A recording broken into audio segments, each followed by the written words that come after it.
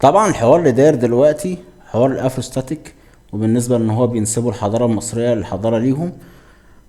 وده اكتر حاجه شغله، يعني شغله الفيسبوك، السوشيال ميديا عامه الايام دي، وهتلاقيهم دايما ضاغطين في كل الجروبات.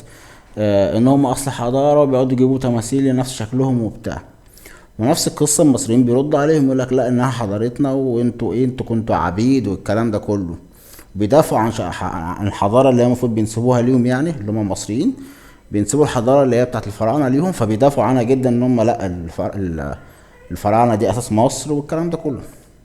الحوار كله انا مش يعني مشغل بالي ان اللي افور عليه كتير. حتى كان اخر حاجه كانت في حفله لكيفن هارت، وده اتلغت وكله اتبسط، ويا جماعه مبروك للمصريين، والرقابه بقت تسمع لينا والكلام ده كله. بس لما تيجي تبص يعني للطرفين، لما تيجي تبص للافارقه او الافرستاتيك اللي بيقولوا عليهم ان هم حضارتهم، تقول مثلا ان الناس دي عملوا حضاره قويه، فبالتالي زعلانين ان الحضاره دي اتنسبت للمصريين مثلا يعني. بس تيجي تبص الافارقه حالهم يعني يرثى به.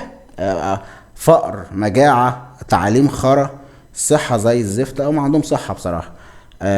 ما عملوش اي حضاره. ده الدول بره يعني بتيجي تحتلهم عشان ياخدوا الثروات اللي عندهم، لانهم مش عارفين يستفيدين بيها. يعني انت شخص ما عملتش حضاره، بتنسب حضاره تانية ليك ليه؟ يعني انت هتستفاد ايه؟ دي كده بالنسبه للافروستاتيك. تيجي تخش للمصريين بقى، يعني تشوف اللي بيدافعوا باستماتة عن الحضارة بقى وان كده، ما بيعرفوش يخرموا ابرة. يعني الابرة نفسها ما بيخرموهاش، عود الكبريت بيستوردوه، مفيش حاجة بيصنعوها. يعني انت بتنسب نفسك للحضارة المصرية الفراعنة القديمة.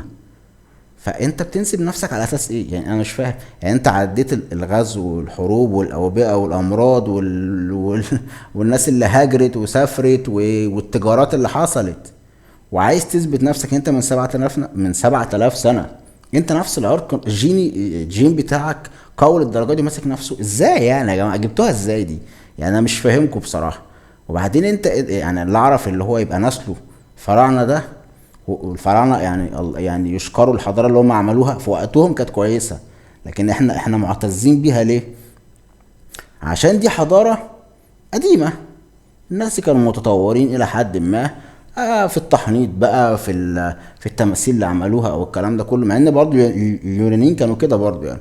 وكمان حتى متفوقين في التماثيل بتاعتهم. بس هي حضارة ولت، يعني هي حضارة شئت أم أبيت فهي ولت. الصدفة جعلتك انك تبقى في نفس المحافظة او في نفس البلد اللي نشأت فيها، وجيت انت فيها بالصدفة لقيت فيها حضارة فتنسبها لنفسك، فانت غلبان. يعني انت شخص عقيم فكريا. ليه بقى؟ لانك انت بتنسب لنفسك حضارة انت ما عملتهاش، وبترسم نفسك زي العقيدة بالظبط. يعني الحضارة دي عاملة زي العقيدة، انت الدين نفسك انت ورثته. يعني انت اتولدت عشان ابوك وامك مسلمين فبقيت مسلم. اتولدت ابوك وامك مسيحيين بقيت مسيحي. نفس القصة في الحضارة. يعني انا عايز ابسطها لك دلوقتي. لو جبنا واحد من افريقيا، تمام، ست مثلا، واتجوزت راجل مصري، الولد هينزل هيخلف ولد. هي طبعا هيجي على ديانة ابوه، وهيجي على جنسية ابوه، فالواد ده هيبقى مصري. فمعنى كده بعقلك ان الافريقي ده اللي هو من اب مصري وام افريقية بقى كده مصري، فكده بقى الحضارة بقت المصرية بتاعته هو. انت فاهم انا اقصد ايه؟ يعني انت واخد بالك من الكلكعة اللي احنا شايفينها؟ الحوار بيستميتوا عليه، وهم اصلا ما لهمش دخل فيها. يعني هم يعني ولا ده عمل حضاره ولا دول عمل حضاره. بص الحال الاتنين، السياحه عندنا خربان، ما فيهاش اي يعني. يا راجل ده انت حتى ده الرموز عشان تتفك جابوا ناس من بره، ويا عالم تفك الصح ولا غلط يعني. انت بتقول ان انت نسل فراعنه. المفروض اصلا نسل فراعنه دول يعني الملوك، تمام، وبعد كده العبيد دي اللي بتشتغل. فانت عشان تقول انت نسل فراعنه، انت ممكن نسل العبيد مش نسل الملوك. لان هو كانوا كام ملك يعني عشان خاطر يضربوا كل كميه الناس دي، تمام. هي حضاره ولت. احنا بقى ما نفضلش عايشين على امجاد الماضي، حاجه عدت خلاص يشكروا. مع ان يعني في وقتنا هذا معلش يعني، الفراعنه ناس كويسه وكل حاجه. بس بقى مش هتيجي نقعد نأفور هرم كويس وكل حاجه، التماثيل اللي عملوها كويس وكل حاجه، المقابر اللي عملوها كويسه وكل حاجه. بس اول حاجه مفيش حاجه اسمها لعنه فراعنه. ومفيش حاجه اسمها الاهرامات اتبنت بالجن، ومفيش حاجه اسمها الاهرامات بتاعت قوم عاد، وان عشان خاطر نقول الطوبه دي اتنقلت ازاي فنقول اصل في شخص كان طوله 30 متر فبالنسبه له الطوبه دي سهله في الشيل. ده طبعا ده هبل، يعني ما تصدقش اي حد يقول لك الهبل ده. الناس دي كانت متطوره نقلت. ممكن نقول ان هو الهرم ده كان جبل واتنحت عادي جدا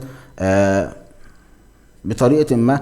يعني ابسط حاجه، شفت انت معبد ابو سمبل لما جيت نقل برضه اتنقل عن طريق الاجانب مش عن طريقنا احنا. فانت عايز تنسب نفسك في الفراعنه ازاي يعني؟ يعني اللي ينسب نفسه لحد ده يبقى هو قوي بنفس قدرتهم. يعني هما زمان على وقتهم من 7000 سنه يا راجل، عايز تنسب نفسك ليهم؟ ده انت من 1400 سنه ال ولا بلاش يعني، يلا ما علينا. فيعني اللي ينسب نفسه حضارة ده يبقى شخص هو قوي فكريا عمليا، عامل حاجة لبلده كويسة. ده انت يا راجل، ده انت الترندات بياخدوها من الأجانب كوبي بيست. الأفلام بتتاخد من الأجانب كوبي بيست بالبوستر بتاعها. المسلسلات نفس القصة. أي فكرة بره بتتاخد كوبي بيست هنا أهو، وبتتحول انه ده في واحد جاحد عامل على الذكاء الاصطناعي لبس فراعنه للمطار، والصفحات كاتبه ايه؟ المهندس المصري اخترع لبس زي رسمي للطيران عشان خاطر يرجع الهوية المصرية القديمة. جحدان. يعني يا ريته مثلا شارك بحاجة، هو بس كل اللي عمله ضغطة زر حطها على الابليكيشن، اتعملت ذكاء اصطناعي، وقال لك يا جماعة انا اللي عملت الصور دي، وحاطط لوجو عليها الجاحد ابن الجاحد. الناس دي مش طبيعيه يعني كل حاجه. بص على الراجل ده، انت حتى البنت اللي هي سرقت الحاجات اللي خدت حاجات من الفنان الروسي واتحطت في محطه مترو بعد كده اتشالت برضه متاخده مسروقه. احنا ما عندناش احنا ما فيناش حتى ناس كرييتيف في التفكير، حتى تفكيرهم كله عقيم. فانت تنسب لي نفسك لحضاره انت نفسك ما عملتهاش؟ انت نفسك انت عالة اصلا على المجتمع، انت قاعد ما بتعملش حاجه زي انا كده برضه يعني. وبعدين اديك شفت في بني سويف فلقوا ناس عامله مقبره وفاحتين في الارض وعاملين تماثيل من الجير، وراسمين على الحيطان رسومات بدائيه لشويه فراعنه ومعرفش مين، وكانوا بيحاولوا يبيعوها للناس. فالموضوع يعني سهل فشخ يعني. الموضوع انه يتعمل سهل، فده مش معناه ان زمان بقى كانت الدنيا فشيخه والحاجات دي ما ينفعش تتكرر. لا، بتتعمل وسهله والنحت سهل، وفي ناس كتير يعني بقوا افشخ كتير في التحنيط وفي النحت واكتشفوها وفعلا تبص تيبيكال زي معموله، كانت معموله زي الفراعنه. فالموضوع سهل مش صعب، مش محتاج الافوره دي كلها. المهم فيما بعد انت ايه بقيت ايه. لكن انت لسه محلك سر، ده انت كمان مش محلك سر، لا ده انت رجعت اسوأ، يعني بقيت اقل كمان مما كنت عليه البلد دي. انت حضاره لا منك استفدت منها، ولا منك طورت من نفسك، ولا منك بقيت حاجه وبتدافع عن الماضي وعايش على امجاد الماضي بس. بره الدنيا يعني بص دبي 100 سنة يا باشا بقت حوار تاني، كمان 70 سنة مش 100 كمان، بقت حوار تاني. بص قطر، السعودية دلوقتي بقت في حتة تانية عشان شغلوا دماغهم وشافوا ان السياحة خلاص يعني الحياة هتبقى احسن مع السياحة ومع التطوير اللي هم فيه. فالسياحة السعودية هتبقى فشيخ فيما بعد. الناس دي فهمت الدنيا صح. كان انت لسه عايش على امجاد الماضي فعش. وحاجة أخيرة قبل ما أنسى، دلوقتي في ناس بتتكلم عن العرق النقي، إن هم عملوا تحليل ويلاقوا إن عرقهم أكتر من حاجة و90%. بنظرك كده يعني، أنا راضي ذمتك. انزل في الشارع تحت بص على الناس كلها، هتلاقي اختلافات في الشعر، اختلافات في لون البشرة، اختلافات في الأشكال. ده يعرفك إن ده عرق نقي مفيهوش أي تداخل. ولو بتتكلم عن العرق النقي، أبسط حاجة ممكن نقولها اليابان والصين. الناس دي محافظة على عرقها، على الأقل حتى هتلاقيهم نفس الشعر، درجة الشعر هي واحدة، الشكل واحد. دول المفروض أكتر ناس تقول إن هم ما عندهمش اختلاط. ده لو بالنسبة لحوار نقاء العرق.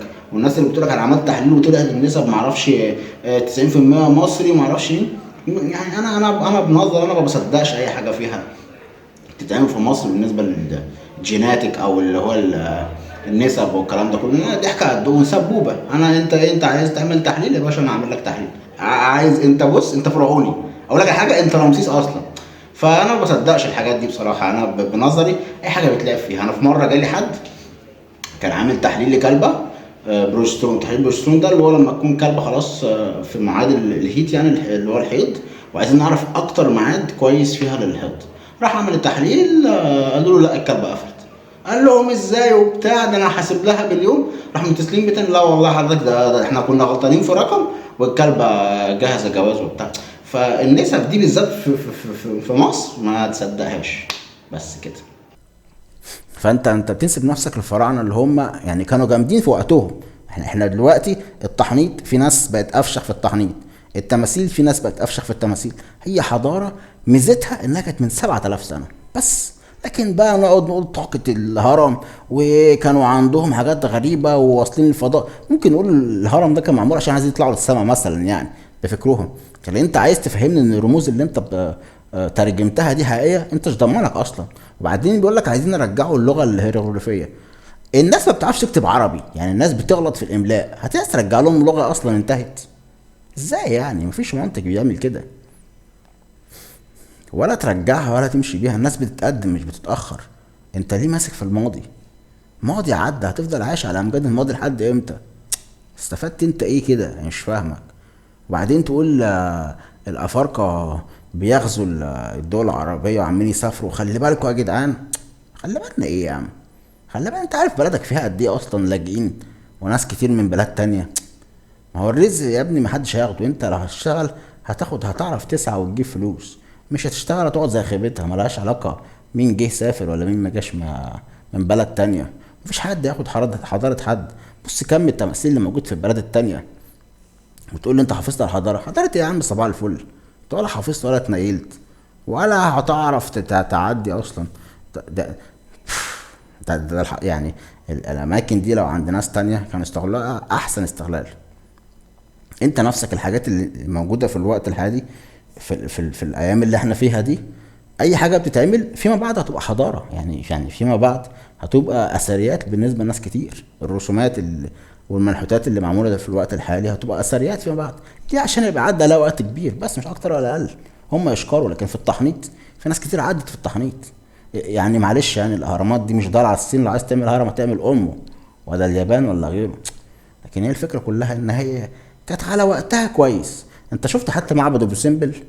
جابوا ناس من بره عشان يتنقل من مكان لمكان عشان خاطر حوار نهر النيل ما يغرقوش. حجر رشيد اتفك عن طريق الاجانب. كل حاجه اتعملت عن طريق الاجانب. احنا ما لناش دخل فيها. ده انت التاريخ اللي بتاخده في المدارس غلط. هتيجي تقول لي حضاره ومش حضاره؟ انا مش فاهم. انا نفسي نخرج بقى نعترف ان احنا غلط. نعترف ان احنا غلط ونبتدي بقى نشوف ايه نحسن من نفسنا احسن من تفكيرنا. كنا نص الشعب ايه، تلات ارباع الشعب بقى دماغه فاضيه. يعني حرفيا دماغه فاضيه. ناس مأمنة الجن والعفاريت هي اللي بنت الاهرامات، وناس فاكره ان لما تفتح المقبره في لعنه هتركبك. اللعنه دي طلعت عشان خاطر بيشتغلك بيها، عشان خاطر الناس ما تنقبش عن اثار ولا تفتح مقابر وتاخدها ليها. فهو يعني بيوهمك بحاجه مش موجوده عشان انت تخاف تاخد الخطوه اصلا انك تعملها. فهي سهله. يعني هي الموضوع باين فشخ، يعني مش محتاجه تفكير. فولا افروستيتيك هتاخد حضاره، ولا احنا نافعين بالحضاره. عيان بينيك في ميت، ولا ده حاسس ولا ده حاسس. واشوفكم الفيديو الجاي.